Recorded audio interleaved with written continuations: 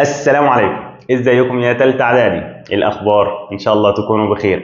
بكل اختصار، ايه هو نظام امتحانات تالتة اعدادي الجديد اللي هو نظام البوكلت؟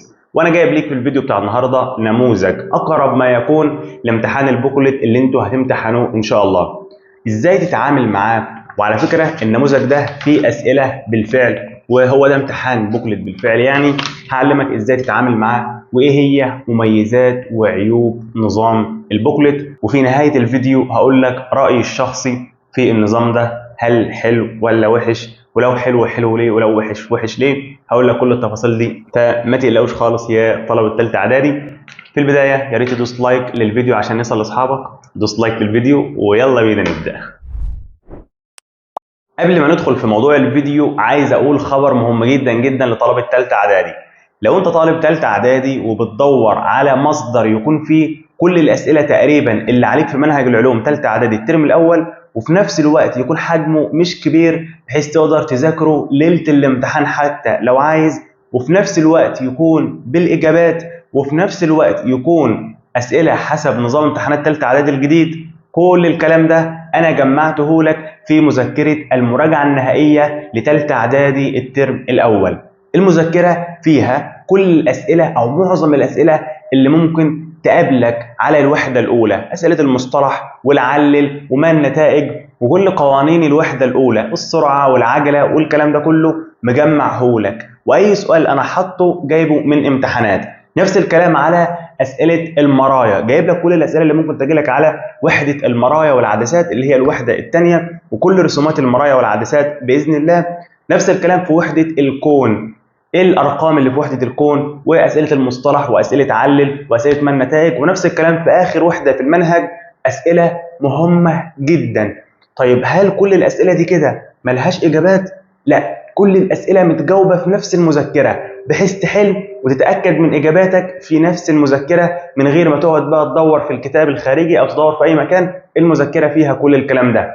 وفي نهايه المذكره في امتحانات شامله على المنهج كله حسب نظام البوكلت الجديد بحيث تتدرب على امتحان البوكلت من خلال المذكره دي. وطبعا اسئله امتحانات البوكلت اللي في المذكره برضه متجاوبه. وعايز اقول لك ان حجم المذكره مش كبير، يعني تقدر لو انت قعدت عليها اليوم اللي قبل الامتحان تقدر تخلصها ان شاء الله، او كمان ليله الامتحان هتخلص جزء كبير منها ان شاء الله، وهتجمع بقى القوانين بتاع الوحده الاولى والثانيه، وفي قوانين في الوحده الرابعه برضه موجوده في المذكره دي. وفي ميزه كمان جباره في المذكره اللي عملتها لكم دي، ان الاسئله المهمه معلم لك عليها بنجوم بحيث اول ما تشوف نجمه تعرف ان الاسئله دي مهمه جدا. مهمه ليه؟ عشان جت في امتحانات كتير وبتتكرر كتير جدا.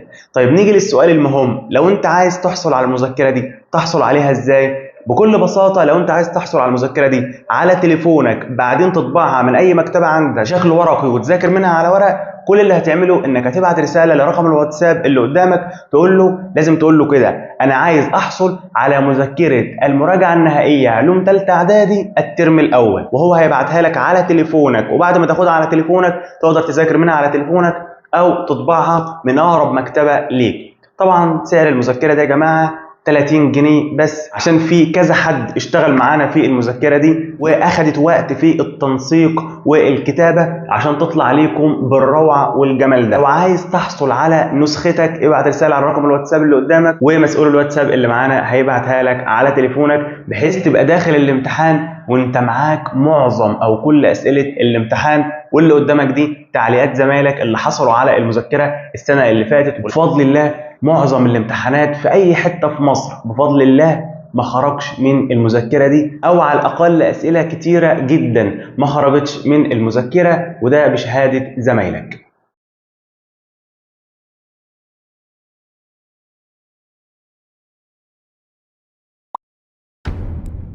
يا اهلا وسهلا بكل طلبه ثالثه اعدادي. بعتذر لكم ان احنا طولنا شويه في الاعلان عن مذكره المراجعه النهائيه، بس دي عشان يعني اعرفكم العظمه اللي احنا عاملينها لو عايز تضمن امتحان العلوم. طيب بالنسبه لامتحان البوكلت، قلنا امتحان البوكلت زي ما قلت لك ده اقرب ما يكون ليه. عباره عن ايه يعني؟ بكل بساطه يا حبايبي معناه الورقه دي كده يا حبايبي، او النموذج ده كده يا حبايبي، هي مش ورقه واحده، هم كذا ورقه فيهم الاسئله ومكان الاجابه. يعني لو جينا فتحنا كده يا حبايبي وركز معايا، لو جينا فتحنا الورقه دي كده اهو، او البوكلت ده كده اهو، الورقه دي مكتوب غير مصرح بالاجابه فيها، يعني ما تكتبش فيها اي حاجه. خلاص.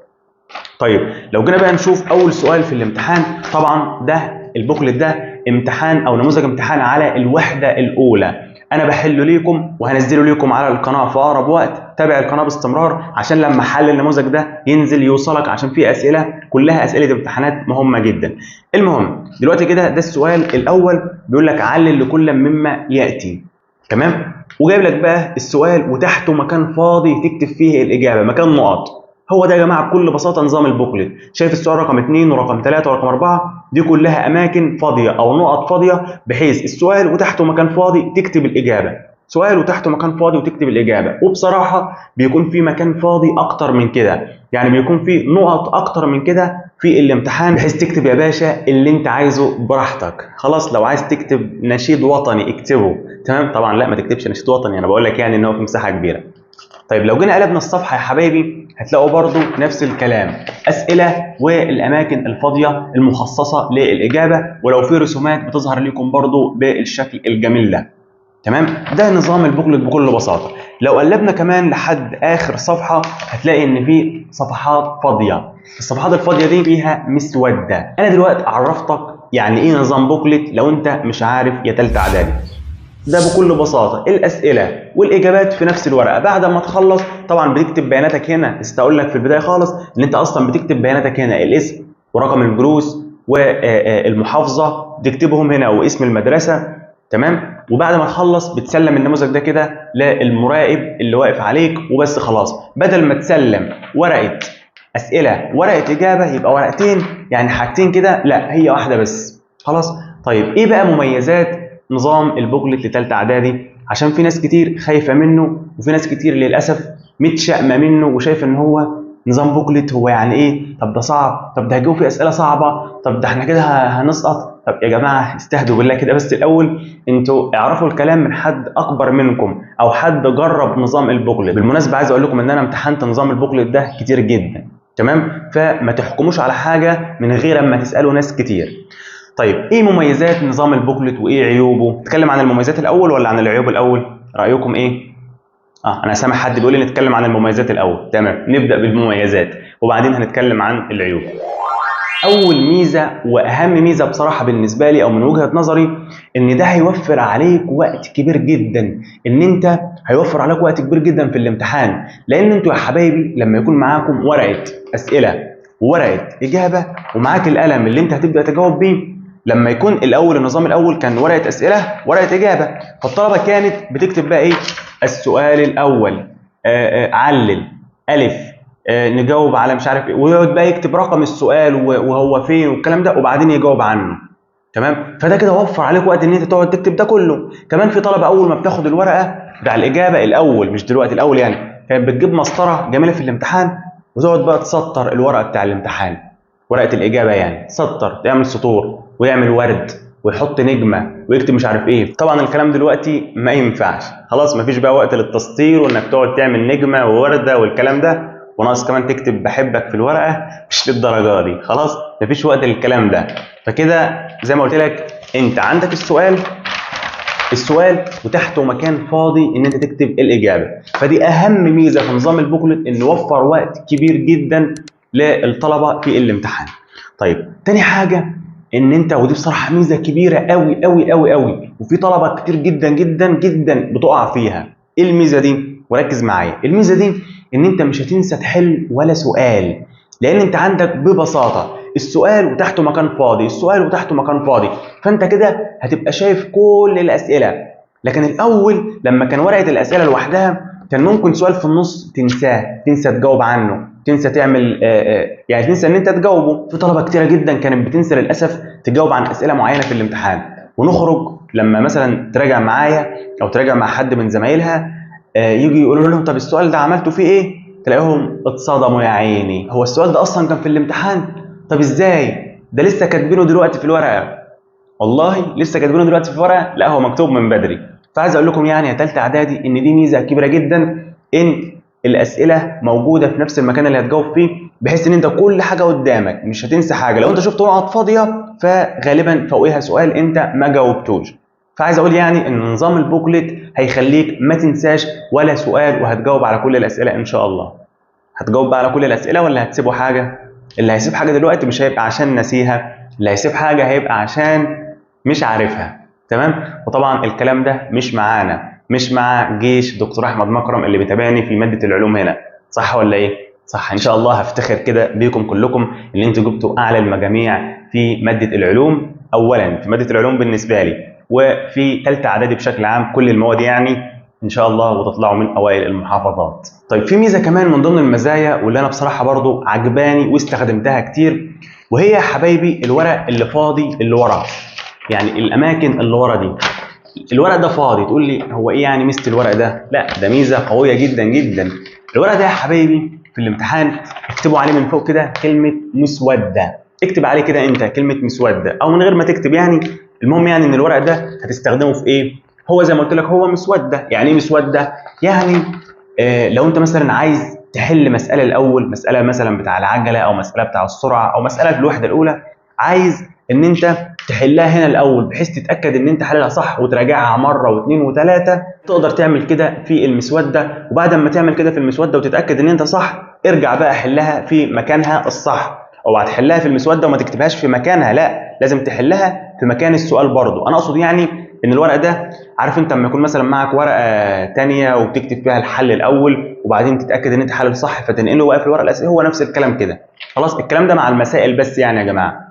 او لو انت عايز تفتكر معلومه معينه فتقدر تستخدم المسوده دي في ان انت تفتكر المعلومه، لو عايز يعني تكتب عشان تفتكر.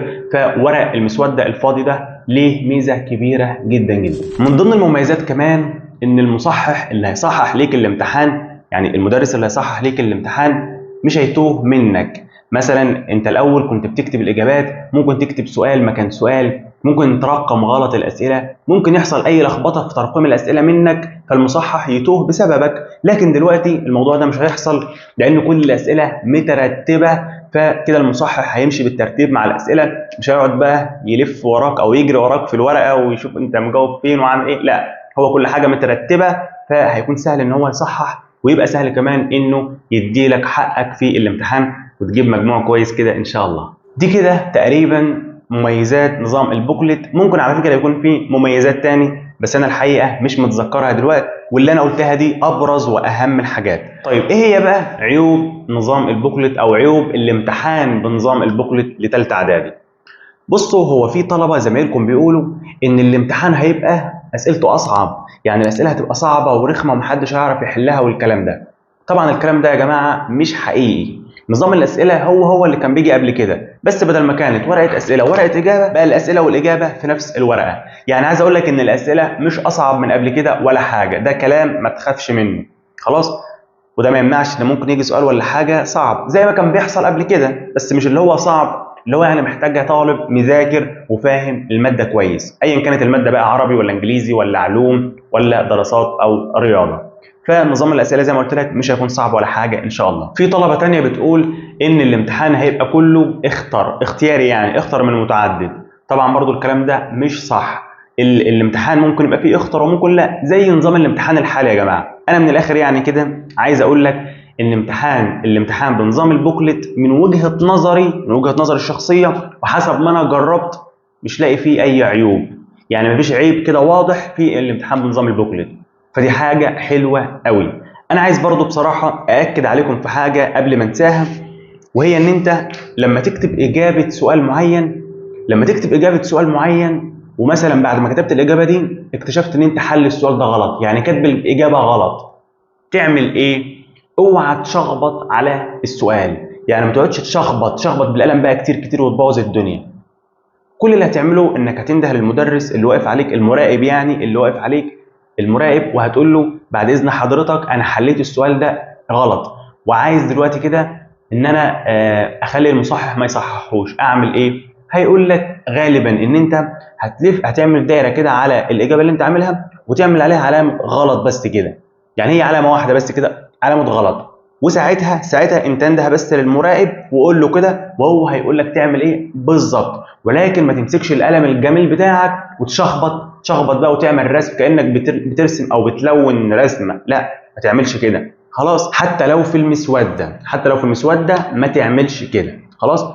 وفي خطا برضو كبير جدا جدا جدا في طالب وقع فيه، فانت اوعى انت كمان تقع فيه عشان ما يضركش. اوعى في الورق بتاع المسوده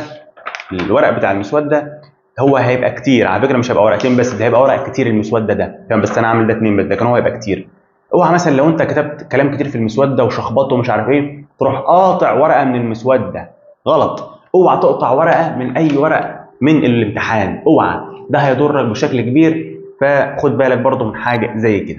وطبعا القلم اللي بتستخدمه في الامتحان هو القلم الازرق، ما تستخدمش بقى اي لون تاني، لا قلم رصاص ولا قلم احمر ولا قلم اخضر، لا هو قلم ازرق. دي يعني كده نصايح او حاجات تاخدوا بالكم منها. وده كده بالنسبه لنظام امتحان البوكلت لثالثه اعدادي والمميزات والعيوب. وانا وجهه نظري ان هو نظام ممتاز جدا وهيسهل على الطالب كتير. اما بالنسبه للامتحان ده فده زي ما قلت لك امتحان بنظام البوكلت ثالثه اعدادي على الوحده الاولى. كل الاسئله اللي في النظام ده يا جماعه اسئله امتحانات، يعني كل الاسئله اللي هنا انا مش مالفها، انا جايبها من امتحانات وحاططها هنا، تمام؟ وهحلها ليكم في فيديو ان شاء الله بالتفصيل واعلمك ازاي تحل. ولما احل هسيب لك لينك الفيديو في اول تعليق، او انت يعني تابع القناه باستمرار عشان اول ما نحل الامتحان الجميل بتاعنا ده يجي لك اشعار وتشوفه على طول. واشوفكم الفيديو القادم. لو انت عايز مذكره المراجعه النهائيه عشان تبقى عارف ازاي الاسئله بتيجي في الامتحانات، وكمان زي ما قلت لك المذكره فيها الاجابات، ابعت رساله على رقم الواتساب اللي قدامك، ومسؤول الواتس هيقول لك ازاي تحصل عليها بكل سهوله على تليفونك، وتضمن بقى ماده العلوم ان شاء الله.